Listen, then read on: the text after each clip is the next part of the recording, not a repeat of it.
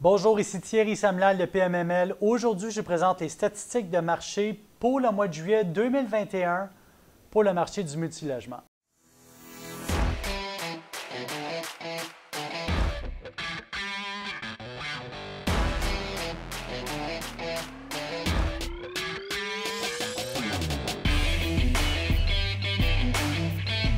Le mois de juillet a été un mois très mouvementé, ce qui est vraiment à l'antipode de ce qu'on a pu observer dans les dernières années. Normalement, ce qu'il faut savoir, c'est qu'au mois de juillet, le marché du multilogement ralentit. Les gens sont en vacances.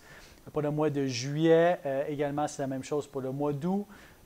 Donc, la majorité des renouvellements de loyers sont complétés. Les gens ont pu finir d'effectuer les déménagements dans les immeubles et se retrouvent dans une période où ils vont prendre une pause jusqu'au mois de septembre, mais je n'ai pas senti ce ralentissement-là, qui est un ralentissement qui est historique, qui se répète à tous les mois de juillet. Je n'ai pas senti ce ralentissement-là. Et une des raisons pour lesquelles je ne l'ai pas senti, c'est qu'il y a beaucoup de transactions qui devaient notarier au mois de juin, qui ont été retardées au mois de juillet pour des raisons techniques, que ce soit au niveau des ralentissements de marché, des différents fournisseurs tels que les évaluateurs environnementaux ou encore tout ce qui est certificat de localisation et tout ce qui est transactionnel. Hein. Il y a beaucoup de notaires qui sont historiquement très occupés au mois de juin parce qu'il y a beaucoup de maisons résidentielles qui vont se transiger ou se transiger dans ce coin-là et beaucoup de multilogements également. Donc, il y a beaucoup de ventes du mois de juin qui ont dû être reportées au mois de juillet, ce qui a obligé les propriétaires à rester actifs pendant cette période-là. Donc, nous, ici, on a été très, très occupés chez PMML et je peux vous dire que notre département de financement également. Regardons le marché, regardons quelques statistiques. Si on regarde la grande région de Montréal, donc on parle de l'île de Montréal et toute la première couronne, on passe de mai à juillet, puis on regarde le volume transactionnel. Au mois de mai, on était à 261 millions pour la grande région de Montréal. On est passé au mois de juin à 310 millions. Et à près de 386 millions pour le mois de juillet, qui est vraiment exceptionnel en termes de volume transactionnel. Pour l'île de Montréal elle-même, au mois de mai, on était à 167 millions, on a monté à 219 millions et à près de 239 millions pour le mois de juillet. Donc, si on combine le mois de juin à 219 millions avec le mois de juillet à 239 millions, ça nous fait un volume transactionnel de près de 460 millions pour ces 2 mois de période estivale, ce qui est vraiment fulgurant et exceptionnel pour ceux qui suivent le marché depuis quelques temps. Pour ce qui est de la capitale nationale, Québec, 27 millions au mois de mai. On est monté à 48 millions au mois de juin et à 49 millions. La tendance se maintient pour le mois de juillet. Si on combine le mois de juin et de juillet ensemble, on est prêt à de 100 millions de dollars en volume transactionnel, donc tout ce qui a été notarié devant un notaire, pour la capitale nationale Québec. Gatineau, on a passé au mois de mai de 13 millions à 9 millions et on a monté à 23 millions pour le mois de juillet. Donc, si on combine le mois de juin et juillet ensemble, on est à près de 32 millions, ce qui est excellent pour Gatineau, qui est un territoire en fort développement en ce moment, notamment au niveau de construction neuve dans cette zone-là. On a toute l'influence d'Ottawa. Sherbrooke, maintenant, qui est un marché à ne pas oublier, puis on va regarder une transaction exceptionnelle dans ce coin-là. Sherbrooke est passé de 15 millions au mois de mai à 12 millions au mois de juin, donc on se maintient pour Sherbrooke. Et on a monté, attendez, si vous êtes bien assis, à 89 millions pour le mois de juillet. Et la raison pour laquelle on a fait un aussi fort volume transactionnel à Sherbrooke, c'est parce qu'il y a eu une transaction importante qui a eu lieu. On va aller la voir tout de suite. Et on va passer à mon top 5. À chaque mois, je vous donne mes top 5 ventes au Québec. La vente numéro 1, un ensemble immobilier de 2 immeubles très bien situés. C'est à Sherbrooke même. 2 immeubles en béton de 10 étages. Les 2 sont détachés, donc ont une vue tout le tour. Et c'est très bien situé. C'est à l'ouest du lac des Nations. Collé sur la rivière, donc très, très près, aux abords là, du territoire du vieux Sherbrooke, où est-ce qu'on retrouve tous les restaurants. Il y a même un secteur qui est en forte revitalisation. En ce moment, la municipalité injecte énormément d'argent dans ce secteur-là.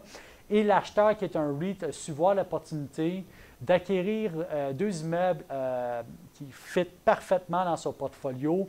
Cet acheteur-là, qui est un REIT, a la majorité de ses actifs qui est situé dans l'ouest de l'Ontario, est en train d'acheter également en Montréal et en périphérie. Et a décidé de faire cette acquisition-là de Sherbrooke, qui va définitivement mettre un tempo à d'autres acquéreurs du même titre qui vont être attirés par cette région-là. Donc, si on regarde la transaction, une transaction de près de 78 millions de dollars pour 356 portes. Donc, ça nous donne environ 220 000 $ la porte. Un immeuble avec chauffage inclus, certains appartements sont meublés. On comprend que l'acheteur va définitivement optimiser le site et tenter d'augmenter la valeur locative à travers les années. Donc, très belle transaction qui va mettre un tempo pour Sherbrooke et qui vient complètement brouiller les pistes au niveau du volume transactionnel pour ce secteur-là. Très impressionné de voir une transaction comme ça se passer dans ce territoire-là. Mon top 2, un impressionnant immeuble en 2 blocs avec un empattement au sol, une superficie vraiment impressionnante. Un immeuble en béton, on parle de 12 étages avec tout ce qui vient avec une transaction comme ça. Le vendeur, c'est un consortium qui vend et ça a été acheté par une société privée. Une transaction de près de 34 millions de dollars, près de 215 portes. C'est une transaction qui s'est faite juste en bas du seuil de 160 000 $ la porte, qui est questionnable pour un produit de ce type-là. Avec cette ampleur-là, qui probablement aurait pu se vendre dans une vente contrôlée à un prix supérieur. Stationnement intérieur-extérieur, il y a tout là-dedans. Sauna, salle de gym, dépanneur, 3 ascenseurs. C'est vraiment un immeuble qui a été fait pour une clientèle locale à l'époque. On comprend que l'acheteur va définitivement faire une optimisation importante sur cet actif-là. Encore là, un très grand actif, un grand pied carré qui s'est fait à un prix quand même en bas du marché, prix par porte, en tout cas dans mon livre à moi. Mon top 3, une vente à Ville-Mont-Royal. Cette vente-là, je l'ai observée. C'est un immeuble qui a été fortement rénové.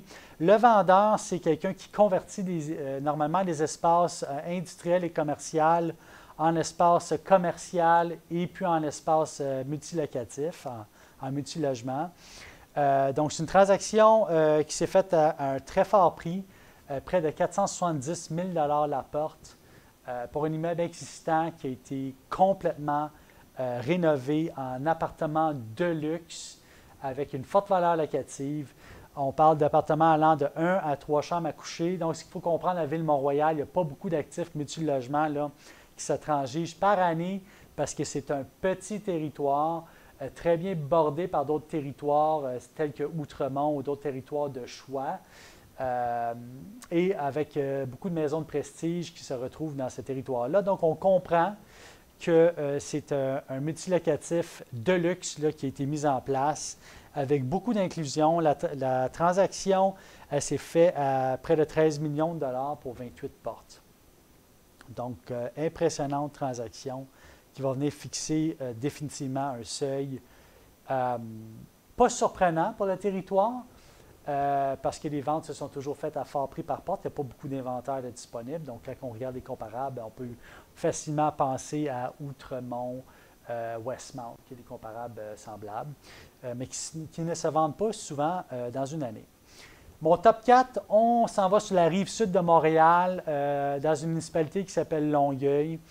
Dans un complexe immobilier qui a été vendu par un propriétaire qui quittait le marché et pour qui il ne reste plus beaucoup d'actifs, mais qui a été pris par un acquéreur qui est en forte croissance, connu de nous chez PMML depuis plusieurs années, qui a eu une approche très agressive au début, au fait très impliqué dans le marché, je devrais dire, à la place agressive, mais très impliqué dans le marché, qui a su prendre cet actif-là, qui est situé presque aux limites de Saint-Hubert, pas très loin d'une gare de train, sur un axe, très près d'un axe commercial, semi-commercial, qui est très achalandé à Longueuil. Un actif qui est intéressant parce qu'il composé de 160 portes, La vente s'est faite à près de 130 000 la porte, ce qui est très intéressant pour le secteur également. Donc, félicitations à cet acheteur. Belle acquisition. Maintenant, finissons avec le territoire de Québec. J'ai eu beaucoup de transactions. Québec, là, en ce moment, est vraiment sur la plaque tournante. Beaucoup de transactions intéressantes à Québec. J'ai dû faire un choix à travers toutes ces transactions-là. J'ai pris une transaction qui s'est faite du côté de Lévis, une construction 2014, une transaction de 64 portes, donc près de 8. Une transaction qui s'est faite au-dessus de 8 millions, à près de 130 000 la porte pour un actif 2014, qui est un prix fort intéressant, je le crois. Construction en béton, bien insonorisée, située près du cégep, conciergerie 24 sur 24. Donc, un actif qui est intéressant, qui définitivement démontre qu'à Québec, on voit de plus en plus de transactions immobilières, d'immeubles qui sont un petit peu plus fortes en taille. Donc, on comprend qu'à Québec, il y a un échange d'actifs qui est en train de se faire en ce moment. On est très fortement présent dans ce territoire-là et on peut vous dire qu'il va y avoir beaucoup de transactions de fait dans cette catégorie-là. À travers les années, il y a des échanges d'actifs qui se font. Donc, ça résume notre top 5 pour le mois de juillet. En résumé, vraiment un volume transactionnel important, un mois de juillet occupé. On peut s'attendre que le mois d'août le soit peut-être un peu moins, mais avec un fort engouement. Le volume transactionnel à la hausse, presque pour tous les territoires urbains.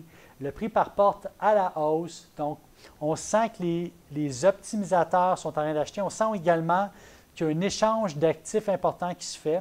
On sent également qu'il y a des acheteurs de type institutionnel qui rentrent dans le marché et qui sont en train de faire monter les comparables. Fort intéressant. Donc, sur ce, je vous souhaite une bonne journée et je vous attends à notre prochaine vérification du marché qui se fera au mois d'août et je pourrai vous faire le résumé à ce moment-là. Passez un bel été. Merci.